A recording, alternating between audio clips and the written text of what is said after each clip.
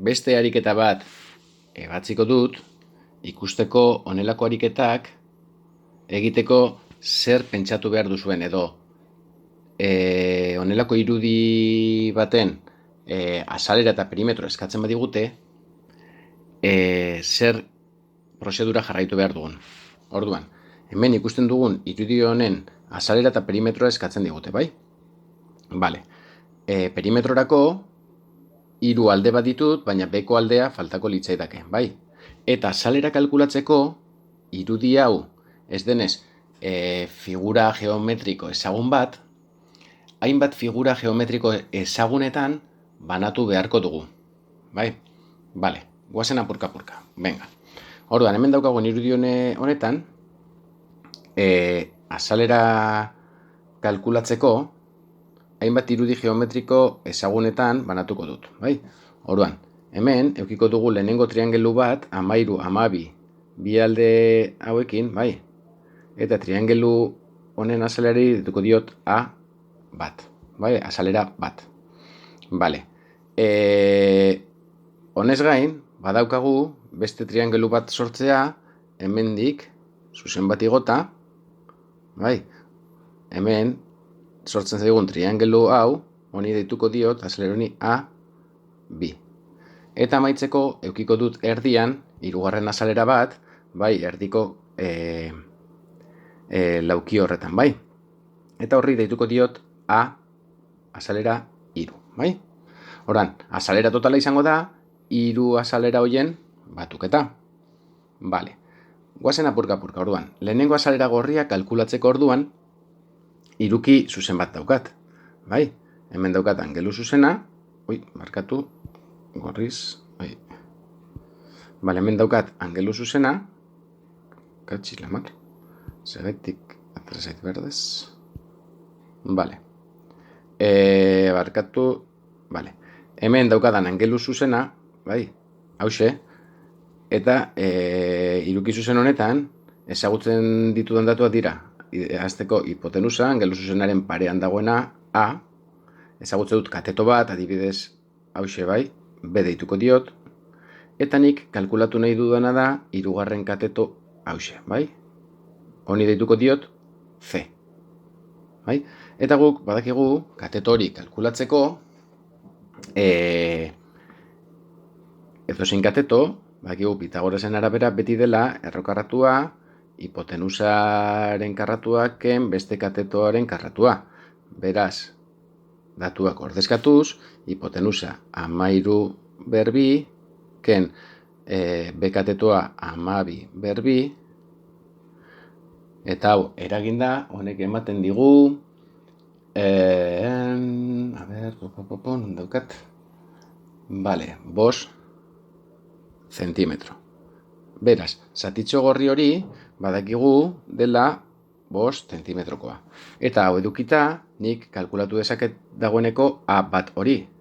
Ze triangelu bat denez, triangeluetan badakit azalera hori, izango litzateke oinarria, bider altuera, zati bi.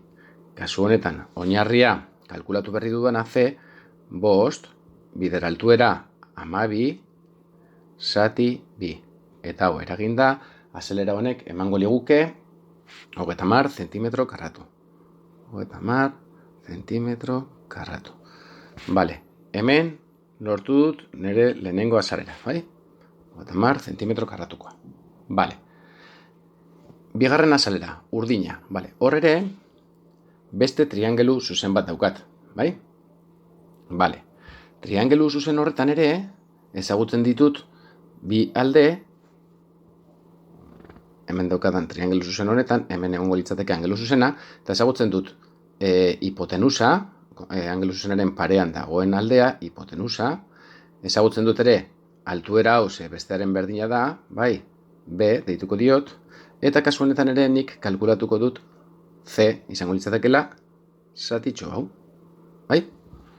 Bale, orduan, zatitxo hori kalkulatzeko kateto bat denez, nik ere jakin badakit, kateto hori kalkulatzeko C, lehen bezala, hipotenusa berbi, ken beste katetoa berbi dela, hau da, kasu honetan, hipotenusa izango litzateke 20 berbi, ken beste katetoa 12 berbi.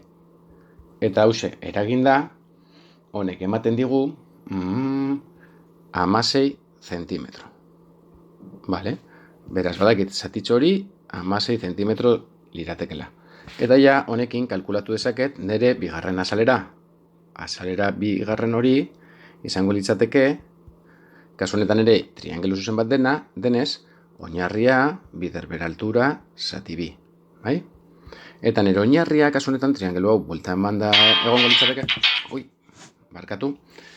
Triangelu honetan nire oinarria bueltan banda egongo litzateke. Beraz, oinarria C hori izango litzateke 16, bider altuera 12, zati bi. Vale, oso ondo. Hau eraginda, eukiko genuke bigarren azalera. Kasu honetan, 96 zentimetro karratu. Bai, hauze, azalera urdina. Vale. Eta azkenik, erdiko A3 hori, bai, hor daukadan laukizuzen hori, horren azalera kalkulatzeko, ni badakit laukizuzen horretan, hirugarren azalera hori izango litzatekeela oinarria bider altuera, bai? Altuera badaukat 12, baina A3 horretan zein izango litzateke oinarria? Bale, nik goiko aldea 32 zentimetro denez, eta C urdina kalkulatu dudanez, badakit erdiko alde hori izango litzakeela 32 ken kalkulatu dudan urdin hori, ken 16, ez? Hau da, zatitxo hau, badakit dela 32 goiko alde luzea ken zati urdina, C urdina, bai? Beraz, badakit 32 ken 16, zatitxo hau direla 16 zentimetro. Eta orain, honekin ja kalkulatu ezaket hirugarren azalera hori. A3 izango litzateke beraz, oinarria bider altura, eta kasu honetan nire oinarria esan dudan moduan 16 litzateke, eta altuera 12. Eta hau eraginda 16. Bider 12, 182 zentimetro karratu lirateke. Hau, nire azalera berde hori, bai? Bale, eta azalera totala beraz, badakit, AT deituko diot, azalera totala, esan behar duela, lehenengoaren azalera, gehi A2, gehi A3. Eta kasu honetan, 30, gehi 96, gehi 182 litzateke. Hau da, 318 zentimetro karratu. Hau izango litzateke nire azalera totala. Bale, eta orain ja, perimetro kalkulatzeko ere, baditut datu guztiak, bai? Ze jakin badakit, lehen dituen hiru aldeak, eta beko zatitxo hori litzatekela 16 zentimetro gehi C gorria. Hau da, 16 gehi, lehen kalkulatugun C gorri hori, 5, 16 gehi 5, 21, barkatu. Hori litzateke beko aldea, bale? Erratu naiz, segundu bat. A ber.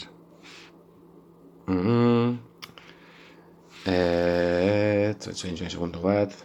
Borratuko dau. A ber.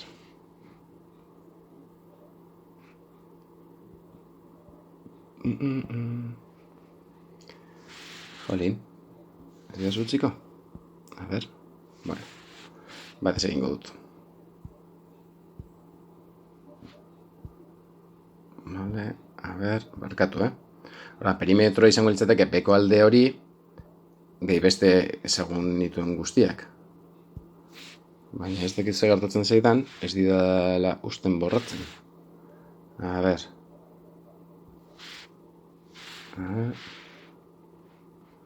A ber, lortzen dudan, barkatu. Jolín. Bueno, behan idatziko dut, bai? Nek ez du balio orduan, perimetro izango litzateke. Beko alde hori izan dut litzakela. 16 gehi C gorria. Hau da, beko alde hori badakit direla 16 gehi 5, 21. Orduan, perimetro izango litzateke, beko alde hori hau da, 21, gehi beste ezagun guztiak, 13, gehi 32, gehi 20. Eta hau eraginda, izango litzateke, 86 zentimetro.